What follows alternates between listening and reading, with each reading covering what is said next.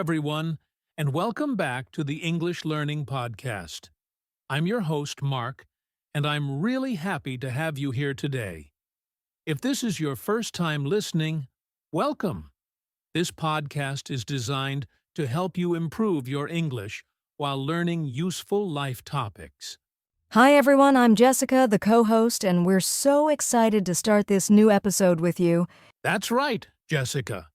Today's episode is very special because we're talking about something that matters to all of us. Yes, goals, and not just any goals.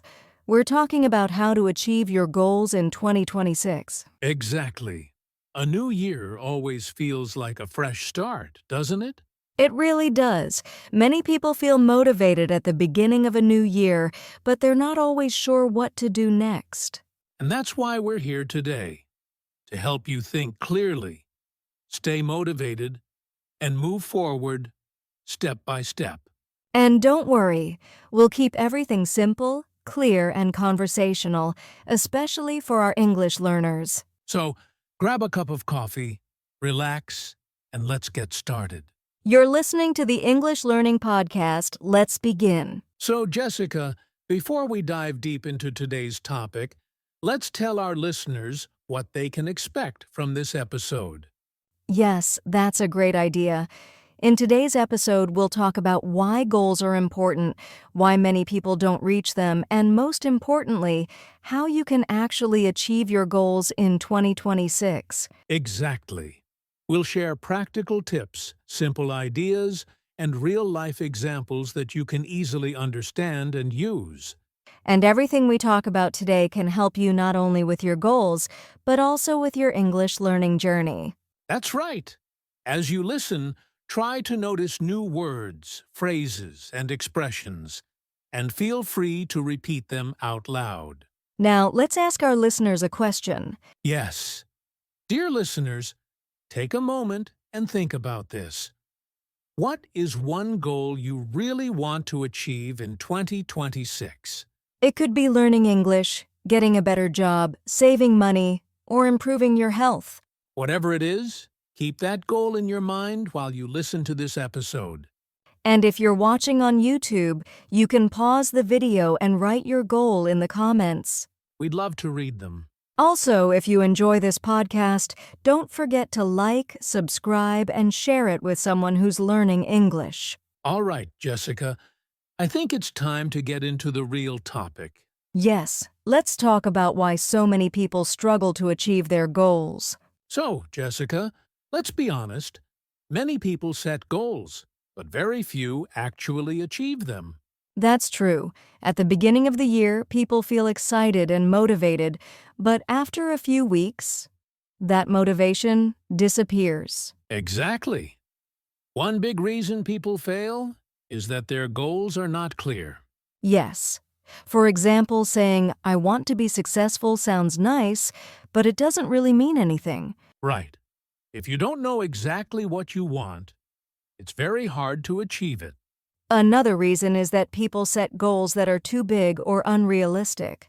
That's a very important point. When a goal feels too difficult, people feel overwhelmed and give up quickly. And sometimes people are afraid of failing. Absolutely. Fear stops many people from even trying. They think, "What if I fail?" Or, "What if I'm not good enough?" But the truth is, failure is part of the learning process. Yes. If you never fail, it means you're not trying something new. Another common problem is lack of consistency. People work hard for a few days, then stop completely. Exactly. Success doesn't come from doing something once.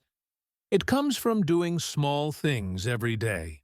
So, to summarize, people often fail because their goals are unclear, unrealistic, or because they give up too early. But the good news is, all of these problems can be fixed. Yes, and in the next part, we'll talk about how to set clear and realistic goals. All right, Jessica. Now that we know why people fail, let's talk about how to set goals the right way. Yes, because setting a good goal is the first step to success. The most important thing is clarity. Your goal needs to be clear and specific. So instead of saying, I want to improve my English. You can say, I want to speak English confidently for 10 minutes without stopping. That's a great example.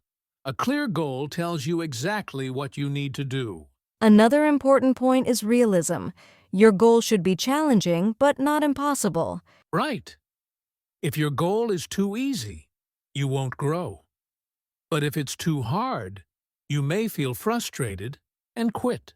For example, learning 5 new English words every day is realistic. Learning 100 words a day is probably not. Exactly. Small and realistic goals help you stay motivated. Exactly. Small and realistic goals help you stay motivated. It's also helpful to set a time frame. Yes, a goal without a deadline often becomes a dream. So instead of saying, I want to get fit, you can say, I want to exercise 3 times a week for the next 3 months. That sounds much clearer and more achievable. And here's a simple tip for our listeners. Write your goal down. Writing your goal makes it feel real.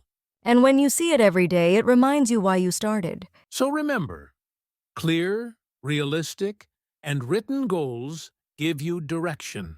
And once you have a clear goal, the next step is to break it into smaller steps. Now, Jessica, even when people have clear goals, they can still feel stuck. Yes, because big goals can feel scary or overwhelming. Exactly. That's why breaking big goals into small steps is so important. Small steps make big goals feel possible. Let's use an example. Imagine your goal is to speak English fluently. That's a big goal. And for many people, it feels too big. But when you break it down, it becomes much easier. For example, you can start with small steps like listening to English for 10 minutes a day, Or learning 5 new words every day. or speaking English for 5 minutes with a friend or language partner. Each small step moves you closer to your big goal. And the best part is, small steps reduce fear. Yes, when a task feels small, you're more likely to do it. Another benefit is consistency. Small steps are easier to repeat every day. And consistency is more important than perfection. That's a great point. You don't need to be perfect. You just need to keep going. So if you ever feel overwhelmed, ask yourself this question. What is one small action I can take today? That one small action can make a big difference over time. And once small steps become a habit, success feels natural. Which brings us to our next topic: building daily habits for long-term success. So, Jessica, we've talked about goals and small steps. Now, let's talk about habits. Yes, because habits are what really help us succeed in the long term. Many people think motivation is the key to success. But motivation comes and goes. Exactly, habits stay. A habit is something you do regularly, without thinking too much about it. And when good habits become part of your daily life, reaching your goals becomes easier. Let's talk about daily habits for goal achievement. One powerful habit is having a daily routine. For example, studying English at the same time every day. Yes, even 15 or 20 minutes a day can make a big difference. Another important habit is starting small. If a habit feels too hard, you won't continue. So instead of saying, I will study English for 2 hours every day, you can say, I will study English for 15 minutes every day. Once that habit is strong, you can increase the time. Consistency is more important than intensity. That's a great phrase for our listeners to remember. Also, it's helpful to connect new habits to your daily life. For example, listening to English podcasts while driving or walking. Or reviewing vocabulary before going to bed. When habits fit naturally into your life, you're more likely to keep them. And remember, missing one day is not failure. The important thing is to continue the next day. That's how long-term success is built. Now, let's talk about what happens when things get difficult. Jessica, let's be real. No journey is easy. That's true. At some point, everyone feels tired, bored, or frustrated. And this is usually the moment when people think about giving up. Yes, they say things like, "This is too hard," or "I don't see progress." One important thing to remember is that difficulty is normal. Struggling doesn't mean you're failing. It means you're learning and growing. Another problem is comparing yourself to others. That can be very dangerous for motivation. Everyone has a different pace and a different journey. Instead of comparing yourself to others, compare yourself to your past self. Ask yourself, am I better than I was last month? That small progress matters. Another helpful tip is to remember why you started. Yes, your why gives you strength when motivation is low. You can write your reason down and read it when you feel tired. Also, don't be too hard on yourself. Perfection is not the goal. Progress is. Even slow progress is still progress. And sometimes taking a short break is okay. Rest is part of success, not a weakness. The key is to never quit completely. Exactly. If you keep going, even slowly, you will reach your goal. Now let's talk about how to see your progress and stay encouraged. Jessica, sometimes people work very hard, but they feel like they're not improving. Yes, and that's often because they don't track their progress. When you don't see progress, it's easy to lose motivation. That's why tracking your goals is so important. Tracking doesn't have to be complicated. You can use a notebook, a calendar, or even your phone. For example, you can write down how many days you studied English this week. Or how many workouts you completed. When you look back, you'll realize you've done more than you think. And this leads to another important point, celebrating small wins. Yes, many people only celebrate big success. But small wins are just as important. Every small step means you're moving forward. For example, finishing a week of daily practice is a win. Speaking English with more confidence is a win. And celebrating doesn't mean something big or expensive. It can be something simple like saying, "Good job," to yourself. Or taking a short break and enjoying the moment. When you celebrate progress, you build confidence. And confidence helps you continue. So remember, track your progress and be proud of yourself. Now let's move to our final advice for achieving goals in 2026. Jessica, before we close today's episode, let's share some final advice with our listeners. Yes, something they can remember and use in 2026. My first piece of advice is this: focus on progress, not perfection. That's so important.